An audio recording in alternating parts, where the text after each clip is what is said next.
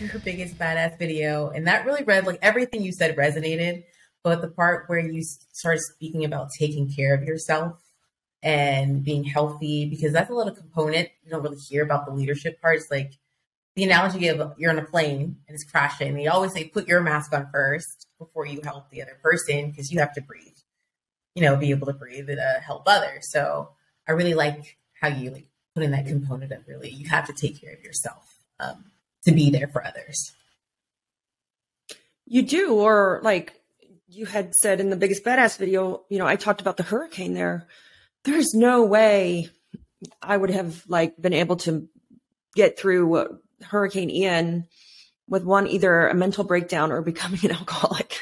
Yeah, I don't know. Yep. Hey, I applaud you. I didn't have to run a business. Keep it real. So. The struggle's real. It's taken seriously. It's like, I'm sure a lot of people struggle with these. So yeah.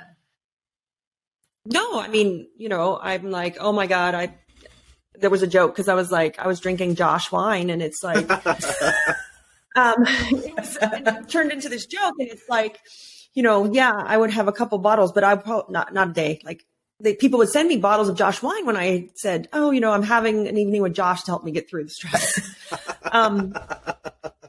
It was funny because now I get Josh wine in the mail. Yeah.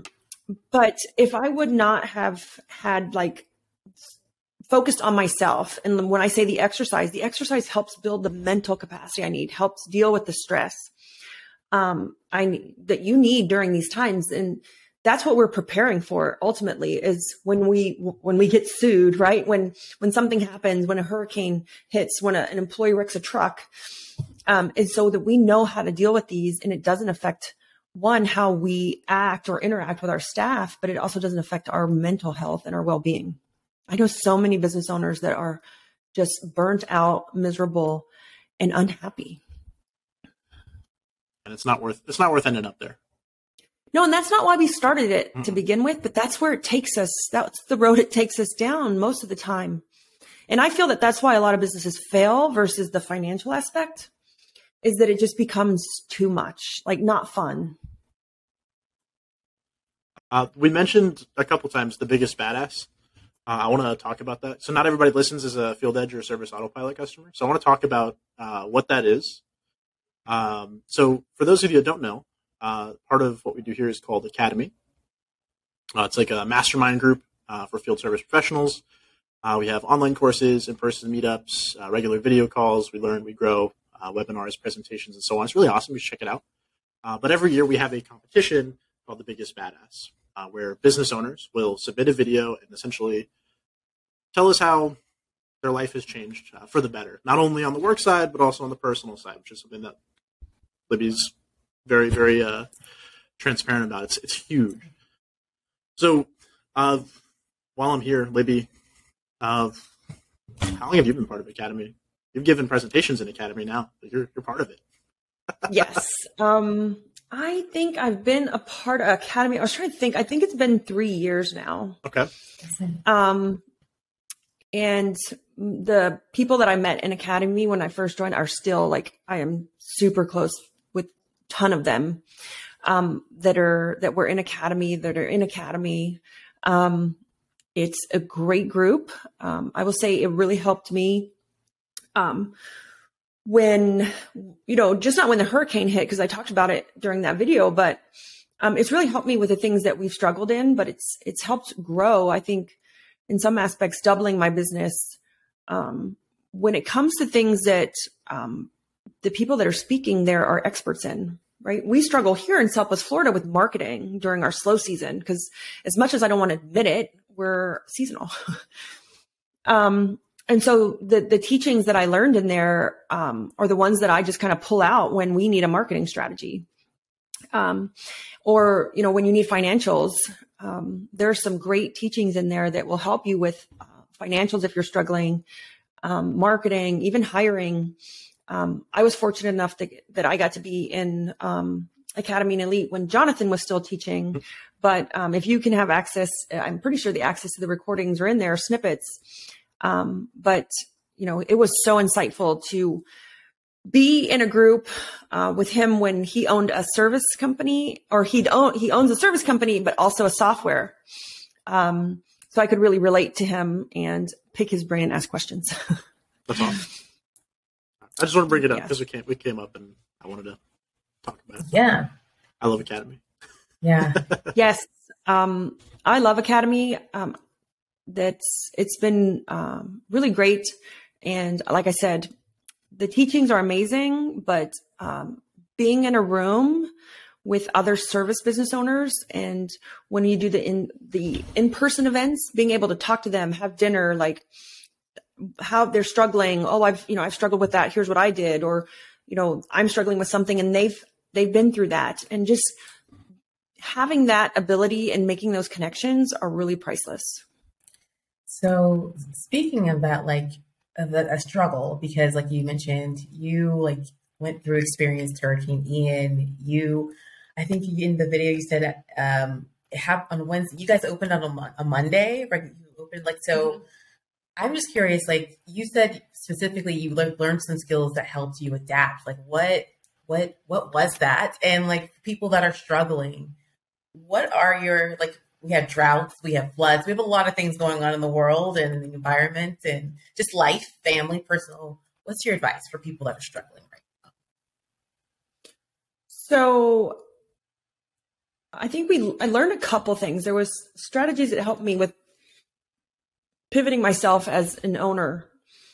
It was like, okay, either I have to really go all in now or we're going to end up closing. So I went to social media and started doing videos, videos of that we're here and we're part of the community, and just letting them know that, nothing against franchises, but we're not, we're here. We're one of you. Our kids go to school with your kids, and that we just want to help. So really looking at that, and I was watching our marketing, and absolutely no one was on Google. Like during this time, no one was Googling for like anything. They were all on social media trying to see pictures of what was currently happening in the moment. So I took all that money and I put it over in social media, and it blew up. And then we got a ton of friends that wanted to help. A lot of service owners said, Libby, we want to help you. How can we help? Like, do you need money? I'm like, no, well, first I didn't even know what to tell them. I'm like, no, we're just trying to figure it out. And they're like, we want to help. We want to help. And then I had a friend that said, I want to donate 3 hours of cleaning, or just give it to someone who needs it. And so that just caught on like wildfire. And so we set up a page, and if people wanted to donate, they could donate to clean up Southwest Florida. Mm-hmm. So we took that money and we started to go out and clean for free in the community. And so we used that as social media marketing. It helped us position ourselves. I think we cleaned like 3,000 hours worth of job ticket hours. And because we have a lot of elderly people here in Southwest Florida that couldn't do the cleanup. So that was the mindset shift as an owner that I took. And then as far as like field, no one cared if their house was clean at the moment. Yeah. So we had to figure out what could we do that was close to what we already did. And so we started to help clean up, like after hurricane cleanup. So we didn't do restoration, but we would come and shovel out mud from people's houses. Like we would come and haul drywall to the curb. We would come and do anything that they needed that was within the scope that we could handle and that our technicians were comfortable in. We did laundry for days. We did laundry because if their house wasn't destroyed, it flooded. So everything got wet, like everything got wet. No one thought about laundry. Right. So they either threw it all away or they had to have it washed. So we did laundry for months. And we also checked on people's houses. So this was the first time I went back in the field in a long time. A lot of the snowbirds weren't here and they didn't come here, but they wanted us to check on their house because we clean it. So we're like, great, we'll do that for a charge. And so what we did was we took together this process, and we would go record footage of the home. We'd take pictures. And we charged them our minimum to go. And so we could send our technicians to do it because it was super simple. It was super easy. And then we were like, well, crud, how are we going to send this to them? We can't email it. It's too large. So we started setting up Google Drives, and we would just dump everything in the Google Drives. And then we just share the Google Drive links to everybody. And they actually use that for insurance purposes. So it really benefited our clients, and it kept the technicians busy for a little while. So we skyrocketed in revenue because we kind of just thought, what could we do? And we started doing those things. We lost a lot of staff during that time. We lost lots of customers because they lost their houses. So we are slowly rebuilding here at Organize It. We're not back up to our regular number of staff. We are back up we're close to our number of recurring. We're not quite there yet, but close. They said about 30% of the snowbirds have not returned this season. You wouldn't think that by the traffic. I don't want to talk about the traffic. Because it's all construction, right? It's still rebuilding.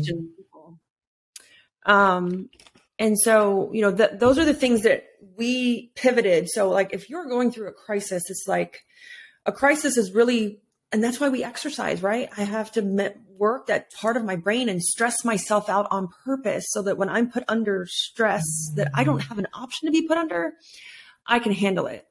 And instead of the stress shutting me down, I can think outside the box and figure out, okay, how are we going to fix this? So the hurricane hit us on Wednesday. I flew out on Tuesday afternoon because it was supposed to hit Tampa. Mm-hmm. And I was a speaker in Vegas, and I was speaking on playbooks, how to create playbooks for your company, for your company. And I flew out, was on a plane, had to take a connection, didn't even look at anything. My kids were with my mom. And so I didn't even check on them. I took an Uber to the hotel and lost 3 hours. So I was tired.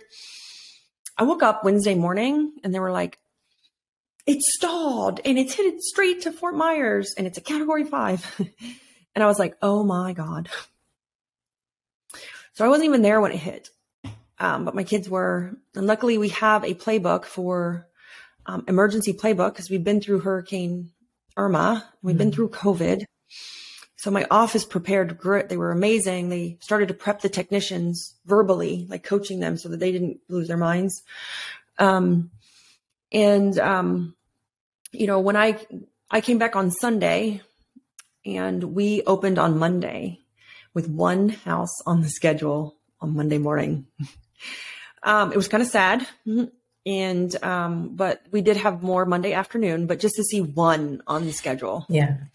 We were like, oh my God. But here's the thing. I have expenses of a $2 million cleaning company. Mm-hmm. I was just do they really care? Does Service Autopilot and Google care that I'm not opening? I have to pay my bills. Mm-hmm. They may care, but either we have to open or we won't reopen because the bills will collect. Right.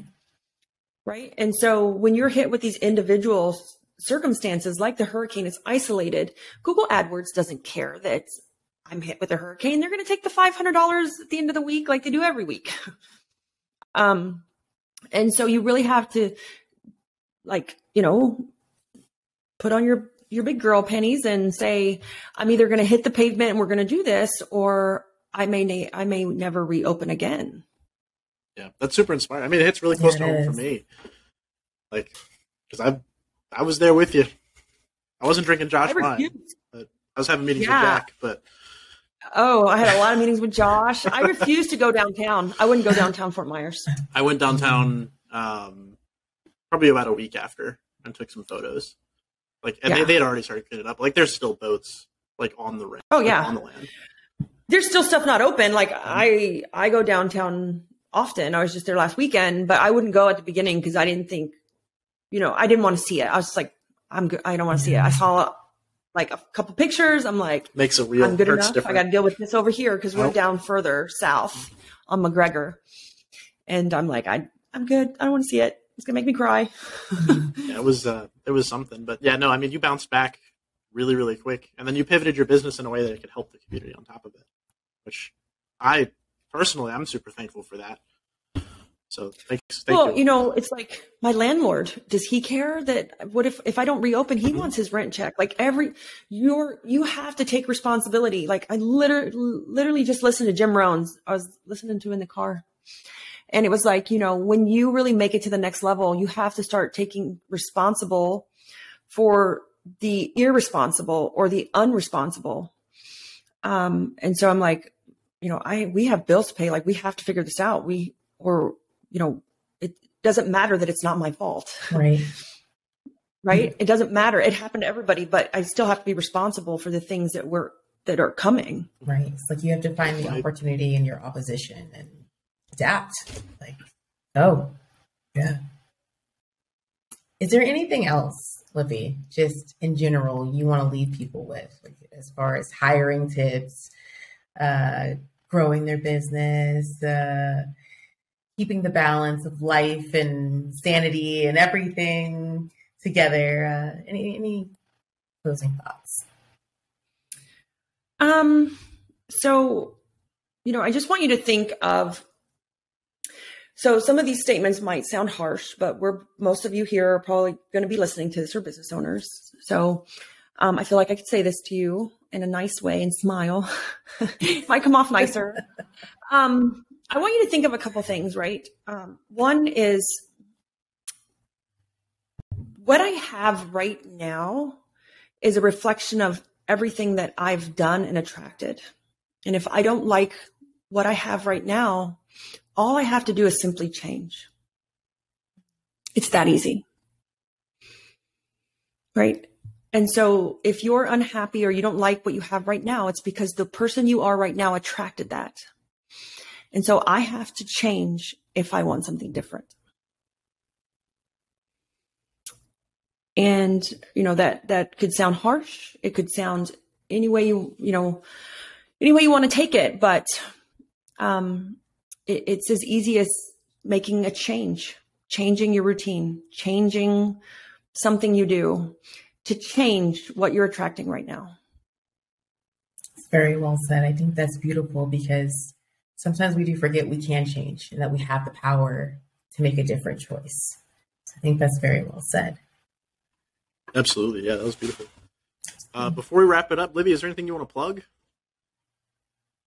Plug? Yeah, like you do, I know you do coaching, cleaning. You got any seminars coming up you want people to take a look at? Where can people find you? Yes. Well, I am the only Libby Delucien in the world. Hey, that's good to know. There we go. It'll be pretty easy. It'll be pretty easy. A lot of people are like, I can find you. I'm actually really easy to find if you spell my last name right.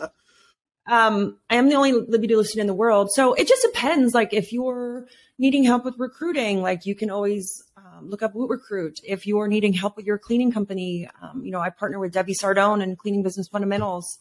I work with a lot of the lawn care guys in companies out just helping them with some systems and processes, because at the end of the day, I find that a lot of us business owners just crave structure, and we have a really hard time creating those systems and processes in our business. And so where am I at? I'm literally like all over the place. I go to DC in 2 weeks. I go to Dallas next month. I go to New Orleans in May. I'm everywhere. So I'm speaking for the advocacy summit for the cleaning industry, not residential, like the cleaning industry, commercial as well, in front of the Senate, in front of our state representatives. And then in April, I will be at CBF Live. Service Autopilot will be there as a vendor. And then in May, I'm speaking at QDS for Martha, Quality Driven. So yeah, I'm in a lot of places. Awesome. All right. Awesome. And as the kids say, I may sound old saying this, are you on any Insta, Facebook, TikTok, socials, as the kids say these days? I don't know. Yes, and all my handles are my name, Libby Delucien, because awesome. Again, there was none, they weren't taken. They're all amazing. The same. That's amazing. All right, Libby, thank you so much again for being a guest on the Profit Roadmap podcast with us. This was a true pleasure to sit down with you and just to learn a lot about just hiring practices and business and life, and some best, tips and tricks and things we should talk about in life. So, awesome. Thank you for having me. Absolutely. And thank you all listeners who joined us for the Profit Roadmap. Please remember you can listen to this show on all major streaming platforms, including Apple, YouTube, Spotify, and more. And be sure to visit our show notes at serviceautopilot.com/podcast to get links to all the topics we covered on today's show. And if you enjoyed, please tell your friends, tell your family, plug it out there everywhere, and join us in next time. You all have a great day. All right. Thanks, guys. Thank you so much for taking your time, Libby. Bye. Thank you, guys.